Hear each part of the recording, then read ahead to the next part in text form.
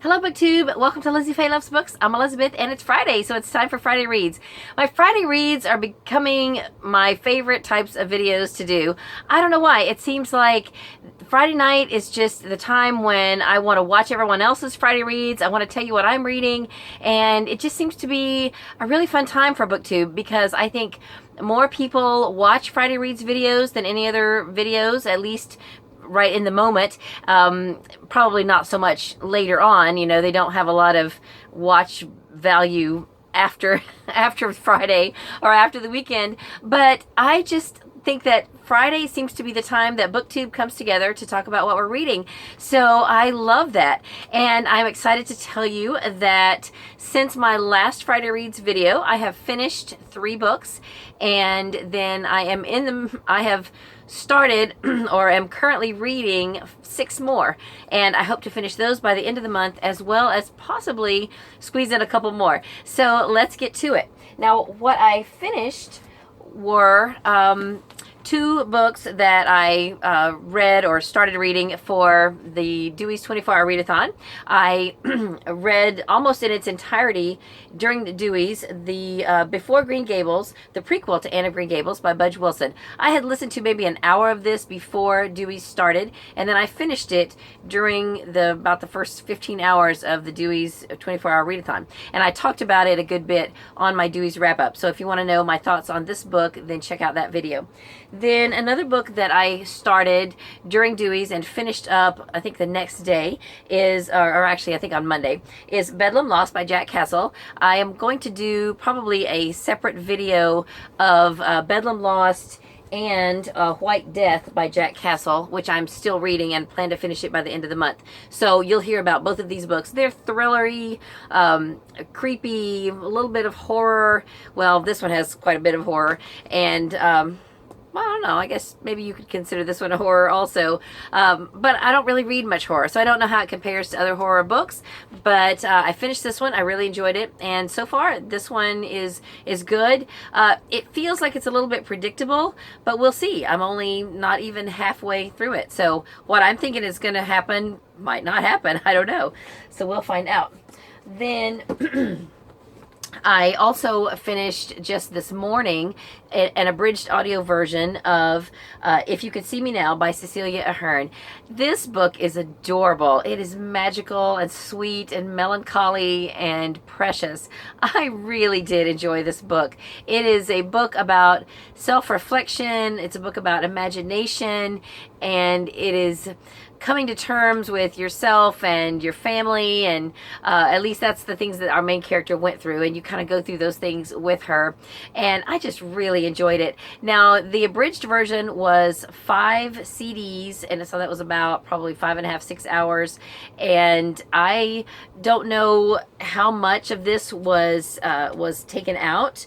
There is just a little over 300 pages in this book, and I'm really interested to go back and read the full book and just see what I missed and catch some of the little details that were probably taken out for the abridged version. But I thoroughly enjoyed the version that I listened to, and I'm so glad I read it. Cecilia Ahern is one of my collected authors that I had never read, so check that one off my list.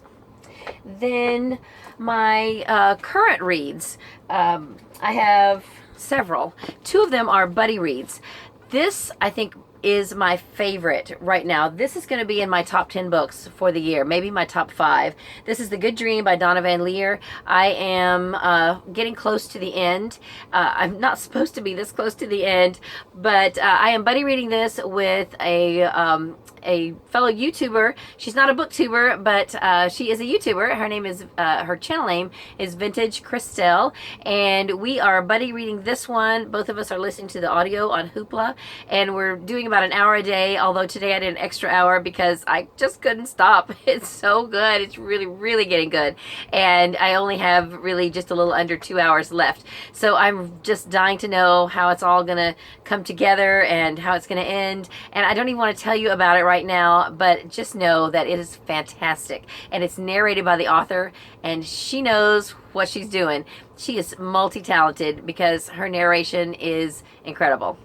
Then I am buddy reading the Guernsey Literary and Potato Peel Pie Society, also with Vintage Christelle and Emily Sears, who is a booktuber. And I will, after I get this uploaded, I'll try to come back either tomorrow or the next day, whenever I think about it, and put both of their channel names down in the description so that you can check out their channels. But this is a reread for me, but it may as well not be, because I don't remember anything about it. It is like I am reading it for the first time.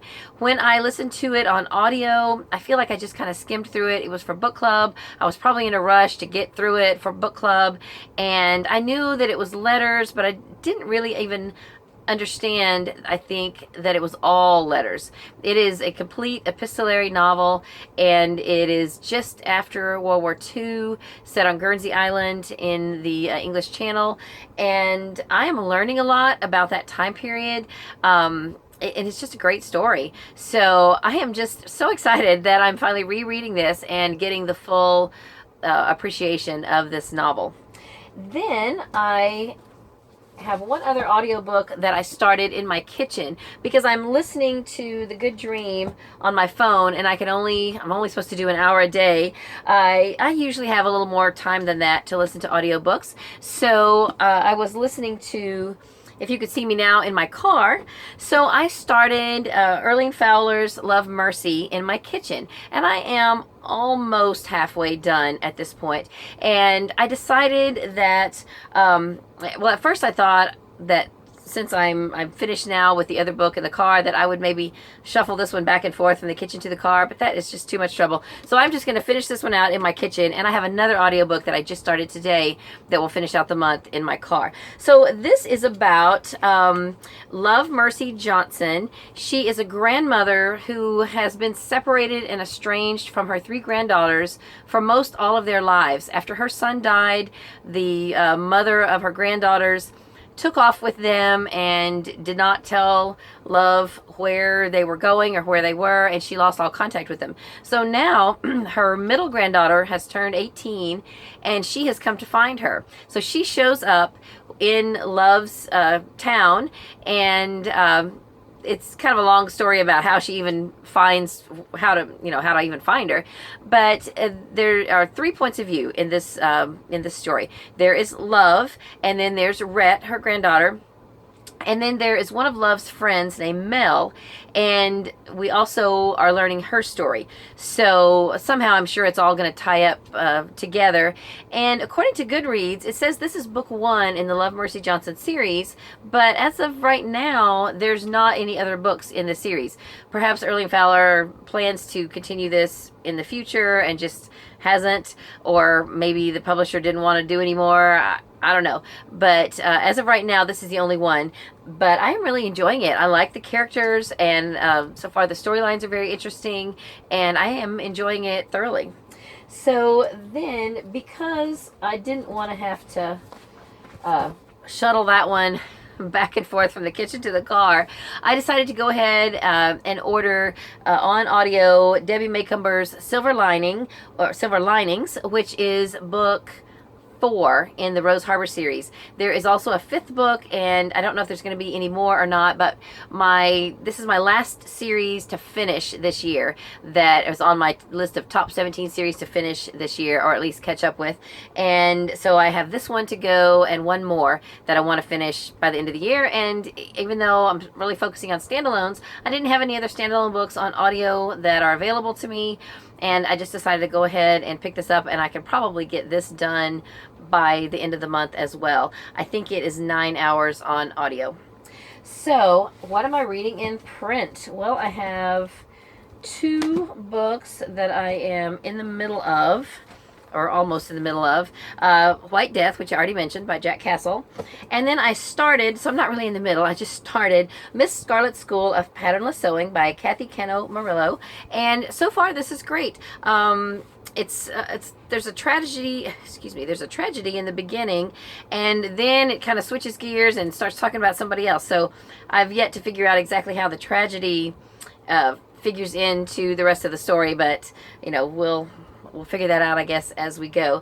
I'm only on page 32, and it is a 300-page book, 300 plus pages. So originally my plan was to finish this by the end of the month, but it's kind of dense, and I don't know, for some reason it's not going as quickly as I had hoped. So I'm just going to keep on chinking away at this, and this one may carry over into November.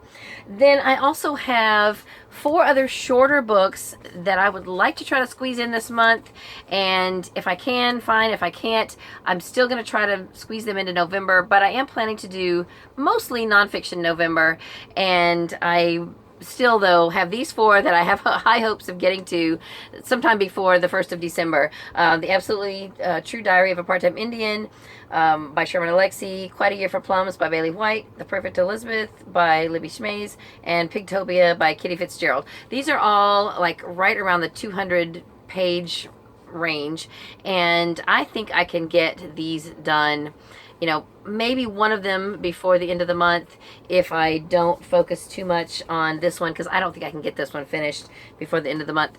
So I don't know. We'll see. These are on my immediate TBR, and I will get these done ASAP. Have you read any of these? I know probably a lot of you have read this one, and I think this is going to be the quickest one to read, so that's probably the one I'll most likely get to. But I've been waiting on the audio to come from the library, and it has been checked out for like over a month, and I don't know if it's going to come in anytime soon or not. I know that there are a lot of illustrations, and so even if I listen to it on audio, I'm still going to need to look at the book to appreciate the full value of it.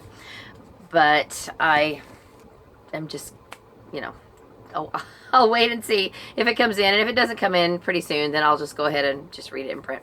So that is it. I think that is everything that I finished and that I'm currently reading and that I am planning to read before the end of the month.